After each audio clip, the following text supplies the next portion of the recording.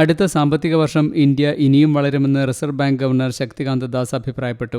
അടുത്ത വർഷം ഇന്ത്യയുടെ സമ്പദ് വ്യവസ്ഥയുടെ വളർച്ച കണക്കുകൂട്ടിയതിനേക്കാൾ അധികമായിരിക്കുമെന്ന് ഉറപ്പാണ്.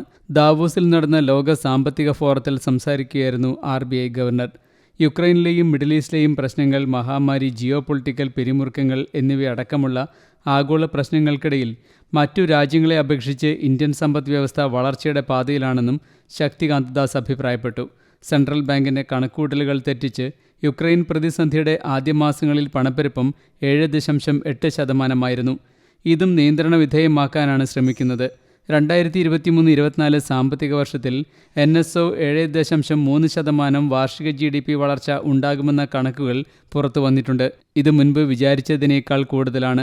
ഇന്ത്യയുടെ മാക്രോ എക്കണോമിക് സ്ഥിരത മറ്റ് രാജ്യങ്ങളെ അപേക്ഷിച്ച് നല്ലതാണ്. സർക്കാരിൻ്റെ മൂലധന ചെലവും നിക്ഷേപവും സാമ്പത്തിക വളർച്ച വേഗത്തിലാക്കുമെന്ന ഘടകങ്ങളാണെന്നും reserve bank governor Shaktikanta Das അഭിപ്രായപ്പെട്ടു. Business desk, you talk.